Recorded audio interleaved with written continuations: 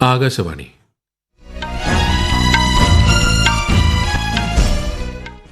നമസ്കാരം. വാർത്തകൾ വായിക്കുന്നത് സുധീൻ സൈനുദ്ദീൻ.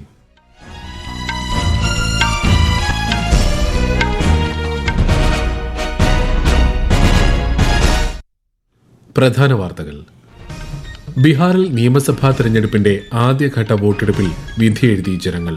ഒടുവിൽ ലഭിച്ച കണക്കുകൾ പ്രകാരം 60.25% പോളിംഗ്. വന്ദേ മാതരത്തിന്റെ 150-ാം വാർഷിക ആഘോഷങ്ങൾക്ക് ഒരുങ്ങി രാജ്യം. ഒരു വർഷം നീളുന്ന പരിപാടികൾ പ്രധാനമന്ത്രി നരേന്ദ്രമോദി നാളെ ന്യൂഡൽഹിയിൽ ഉദ്ഘാടനം ചെയ്യും. എറണാകുളം ബംഗളൂരു റൂട്ട് ഉൾപ്പെടെയുള്ള 4 പുതിയ വന്ദേ ഭാരത് എക്സ്പ്രസ് ട്രെയിനുകൾ പ്രധാനമന്ത്രി ശനിയാഴ്ച വാരാണസിയിൽ ഫ്ളാഗ് ഓഫ് ചെയ്യും. ഒരു തൈ നടാം ജനകീയ വൃക്ഷവൽക്കരണ ക്യാമ്പയിൻ അഭിമാനകരമായ നേട്ടമെന്ന് റവന്യൂ മന്ത്രി കെ രാജൻ. 1 കോടി തൈകൾ നട്ടുപിടിപ്പിച്ചതിന്റെ പ്രഖ്യാപനം മന്ത്രി തൃശൂരിൽ നിർവഹിച്ചു. ഇന്ത്യ ഓസ്ട്രേലിയ 2020 ക്രിക്കറ്റ് പരമ്പരയിലെ 4ാം മത്സരത്തിൽ ഇന്ത്യയ്ക്ക് 48 റൺസ് ജയം. വാർത്തകൾ വിശദമായി. ബീഹാറിൽ നിയമസഭാ തെരഞ്ഞെടുപ്പിന്റെ ആദ്യഘട്ട വോട്ടെടുപ്പിൽ വിധിയെഴുതി ജനങ്ങൾ. ഒടുവിൽ ലഭിച്ച കണക്കുകൾ പ്രകാരം 60.25% പോളിംഗ്. 8 ജില്ലകളിലെ 121 നിയോജക മണ്ഡലങ്ങളിലേക്കാണ് ആദ്യഘട്ട വോട്ടെടുപ്പ്. 314 സ്ഥാനാർത്ഥികളാണ് ഒന്നാം ഘട്ടത്തിൽ ജനവിധി തേടിയത്. രണ്ടാമത്തെയും അവസാനത്തെയും ഘട്ട വോട്ടെടുപ്പ് ഈ മാസം 11 നടക്കും. ഈ മാസം 14 വോട്ടെണ്ണൽ. രണ്ടാം ഘട്ട ബീഹാർ നിയമസഭാ തെരഞ്ഞെടുപ്പിനുള്ള പ്രചാരണം ഊർജിതമായി തുടരുന്നു. പ്രമുഖ രാഷ്ട്രീയ പാർട്ടികളുടെ മുതിർന്ന നേതാക്കൾ ഉൾപ്പെടെ പ്രചാരണ രംഗത്ത് സജീവമാണ്. മുതിർന്ന BJP നേതാവും പ്രധാനമന്ത്രിയുമായ നരേന്ദ്രമോദി ബഗൽപൂർ, അരാരിയ എന്നിവിടങ്ങളിൽ തെരഞ്ഞെടുപ്പ് റാലികളെ അഭിസംബോധന ചെയ്തു. കേന്ദ്രമന്ത്രിമാരായ അമിത്ഷാ, രാജ്നാഥ് സിംഗ് തുടങ്ങിയവരും വിവിധയിടങ്ങളിൽ ഇന്ന് പ്രചാരണം നടത്തി. പ്രതിപക്ഷ സഖ്യമായ മഹാഗഠ്ബന്ധന്റെ മുഖ്യമന്ത്രി സ്ഥാനാർത്ഥി തേജസ്വി പ്രസാദ് യാദവ് വിവിധ തെരഞ്ഞെടുപ്പ് റാലികളെ അഭിസംബോധന ചെയ്തു. വന്ദേ മാതരത്തിന്റെ 150-ാം വാർഷികാഘോഷങ്ങൾക്കൊരുങ്ങി രാജ്യം. ഒരു വർഷം നീളുന്ന പരിപാടികൾ പ്രധാനമന്ത്രി നരേന്ദ്രമോദി നാളെ ന്യൂഡൽഹിയിൽ ഉദ്ഘാടനം ചെയ്യും. അടുത്ത വർഷം നവംബർ 7 വരെ നീണ്ടുനിൽക്കുന്ന രാജ്യവ്യാപകമായ ആഘോഷ പരിപാടികളുടെ ഉദ്ഘാടനമാണ് നാളെ നടക്കുന്നത്. വന്ദേ മാതരത്തിന്റെ 150-ാം വാർഷിക ചരിത്രത്തെക്കുറിച്ചുള്ള ക്യൂറേറ്റഡ് എക്സിബിഷൻ, ഹ്രസ്വ ഡോക്യുമെന്ററി പ്രദർശനം, സ്മാരക സ്റ്റാമ്പും നാണയവും പുറത്തിറക്കൽ എന്നിവയും ഉദ്ഘാടന ചടങ്ങിനോടനുബന്ധിച്ച് സംഘടിപ്പിച്ചിട്ടുണ്ട്. രാഷ്ട്രപതി ദ്രൗപദി മുർമുവിന്റെ അങ്കോള ബോട്സ്വാന സന്ദർശനം മറ്റന്നാൾ ആരംഭിക്കും. സന്ദർശന വേളയിൽ അങ്കോള പ്രസിഡന്റുമായി രാഷ്ട്രപതി ഉഭയകക്ഷി ചർച്ചകൾ നടത്തുമെന്ന് വിദേശകാര്യ മന്ത്രാലയം അറിയിച്ചു. ഈ മാസം 11 അങ്കോളയുടെ 50-ാം സ്വാതന്ത്ര്യ വാർഷികാഘോഷത്തിൽ ശ്രീമതി മുർമു പങ്കെടുക്കും. തുടർന്ന് അങ്കോളൻ പാർലമെന്റിനെ അഭിസംബോധന ചെയ്യുന്ന രാഷ്ട്രപതി അങ്കോളയിലെ ഇന്ത്യൻ സമൂഹവുമായി സംവദിക്കും. പ്രധാനമന്ത്രി നരേന്ദ്രമോദി ശനിയാഴ്ച വാരാണസി സന്ദർശിക്കും. എറണാകുളം ബംഗളൂരു റൂട്ട് ഉൾപ്പെടെയുള്ള 4 പുതിയ വന്ദേ ഭാരത് എക്സ്പ്രസ് ട്രെയിനുകൾ പ്രധാനമന്ത്രി ഫ്ളാഗ് ഓഫ് ചെയ്യും. വിശദാംശങ്ങളിലേക്ക്. എറണാകുളം ബംഗളൂരു കൂടാതെ ബനാറസ്, ഖജുരാഹോ, ലക്നൌ, സഹരൻപൂർ, ഫിറോസ്പൂർ, ഡൽഹി വന്ദേ ഭാരത് എക്സ്പ്രസ് ട്രെയിനുകളാണ് പ്രധാനമന്ത്രി ഫ്ളാഗ് ഓഫ് ചെയ്യുക. യാത്രാ സമയം കുറയ്ക്കാനും ടൂറിസം മേഖലയുടെ ഉൾപ്പെടെ വികസനത്തിന് വേഗത പകരാനും പുതിയ വന്ദേ ഭാരത് സർവീസുകൾ സഹായിക്കും. എറണാകുളത്ത് നിന്നും ബംഗളൂരു വരെയുള്ള യാത്രാ സമയം 2 മണിക്കൂറിലധികമാണ് കുറയുക. 8 മണിക്കൂർ 40 മിനിറ്റ് കൊണ്ട് എറണാകുളം ബംഗളൂരു വന്ദേ ഭാരത് യാത്ര പൂർത്തിയാക്കും. പ്രധാന IT, വാണിജ്യ കേന്ദ്രങ്ങളെ ബന്ധിപ്പിക്കുന്ന സർവീസ് പ്രൊഫഷണലുകൾ, വിദ്യാർത്ഥികൾ, വിനോദസഞ്ചാരികൾ എന്നിവർക്ക് പ്രയോജനം ചെയ്യും. ബനാറസ്, ഖജുരാഹോ വന്ദേ ഭാരത് സർവീസ് ആരംഭിക്കുന്നതിലൂടെ 2 മണിക്കൂർ 40 മിനിറ്റ് ലാഭിക്കാനാകും. വന്ദേ ഭാരത് വരുന്നതോടെ ലക്നൌ മുതൽ സഹരൻപൂർ വരെ ഏകദേശം 7 മണിക്കൂർ 45 മിനിറ്റിനുള്ളിൽ യാത്ര പൂർത്തിയാക്കാനാകും. ഫിറോസ്പൂരിൽ നിന്നും വെറും 6 മണിക്കൂർ 40 മിനിറ്റിനുള്ളിൽ പുതിയ വന്ദേ ഭാരത് ഡൽഹിയിൽ എത്തിച്ചേരും. News desk, Akashvani.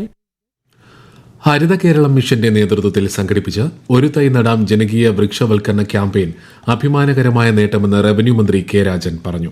ഒരു തൈ നടാം ജനകീയ ക്യാമ്പയിനിലൂടെ 1 കോടി വൃക്ഷത്തൈകൾ നട്ടുപിടിപ്പിച്ചതിന്റെ പ്രഖ്യാപനം മന്ത്രി തൃശൂരിൽ നിർവഹിച്ചു.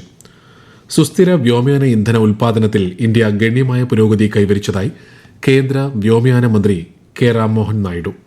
ഈ മേഖലയിലെ രാജ്യത്തിന്റെ ആഗോള മുന്നേറ്റത്തിനായി സർക്കാർ ശക്തമായ നയം രൂപീകരിക്കുകയാണെന്ന് അദ്ദേഹം പറഞ്ഞു.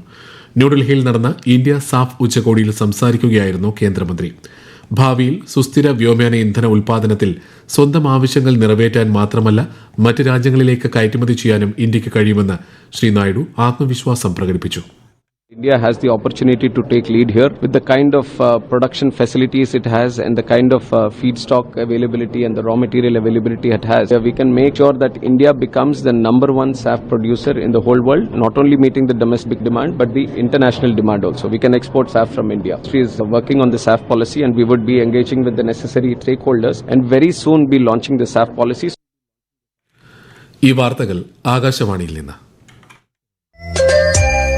ആകാശവാണി വാർത്തകളും വാർത്താ അധിഷ്ഠിത പരിപാടികളും all India radio news Thiruvananthapuram YouTube ചാനലിലും at all India radio news Thiruvananthapuram Facebook പേജിലും AIR ന്യൂസ് _തിരുവനന്തപുരം ഇൻസ്റ്റഗ്രാം അക്കൌണ്ടിലും at AIR news _TVM X ഹാൻഡിലും ലഭ്യമാണ്.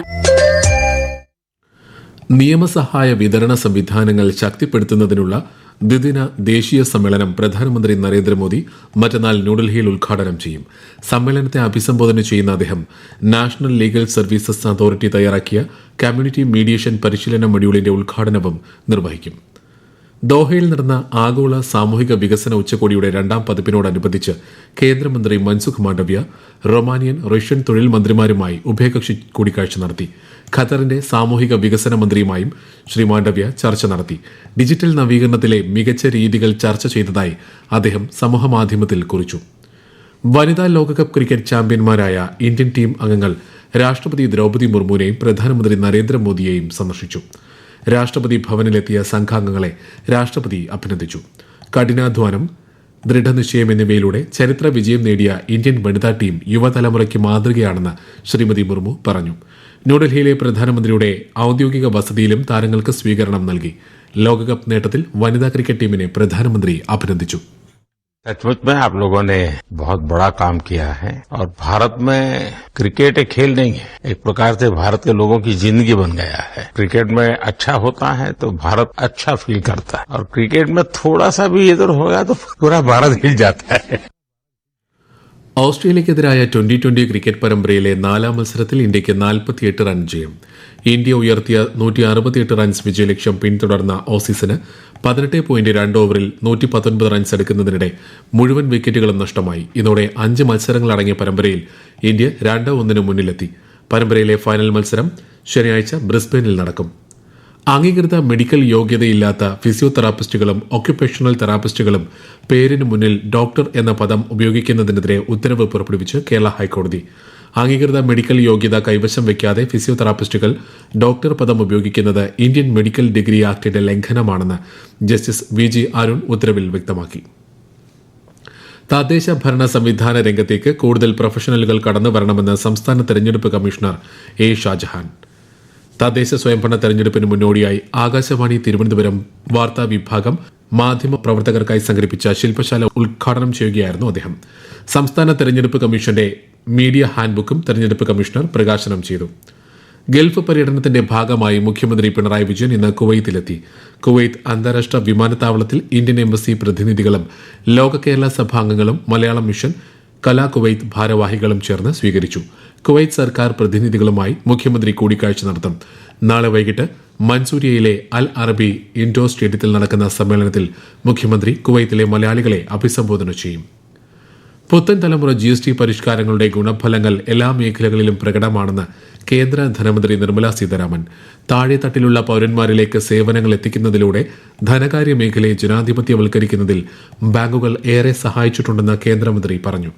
മുംബൈയിൽ 12ാമത് SBI ബാങ്കിംഗ് ആൻഡ് എക്കണോമിക്സ് കോൺക്ലേവിനെ അഭിസംബോധന ചെയ്യുകയായിരുന്നു ധനമന്ത്രി. രാജ്യത്തെ ഓഹരി വിപണികളിൽ നഷ്ടം. ബോംബെ ഓഹരി സൂചിക സെൻസെക്സ് 148 പോയിന്റ് നഷ്ടത്തിൽ 83,311-ലും ദേശീയ ഓഹരി സൂചിക നിഫ്റ്റി 88 പോയിന്റ് ഇടിഞ്ഞ് 25,510-ലും വ്യാപാരം അവസാനിപ്പിച്ചു. സ്വർണ്ണവില ഉച്ചയ്ക്ക് ശേഷം വീണ്ടും കൂടി. പവന് 480 രൂപ കൂടി 89,880 രൂപയും ഗ്രാമിന് 11,235 രൂപയുമാണ് ഇന്നത്തെ വില.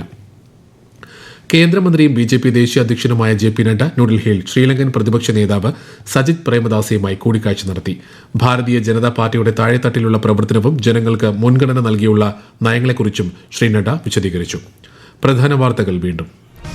ബീഹാറിൽ നിയമസഭാ തെരഞ്ഞെടുപ്പിന്റെ ആദ്യഘട്ട വോട്ടെടുപ്പിൽ വിധിയെഴുതി ജനങ്ങൾ. ഒടുവിൽ ലഭിച്ച കണക്കുകൾ പ്രകാരം 60.25% പോളിംഗ്. വന്ദേ മാതരത്തിന്റെ 150ാം വാർഷികാഘോഷങ്ങൾക്കൊരുങ്ങി രാജ്യം.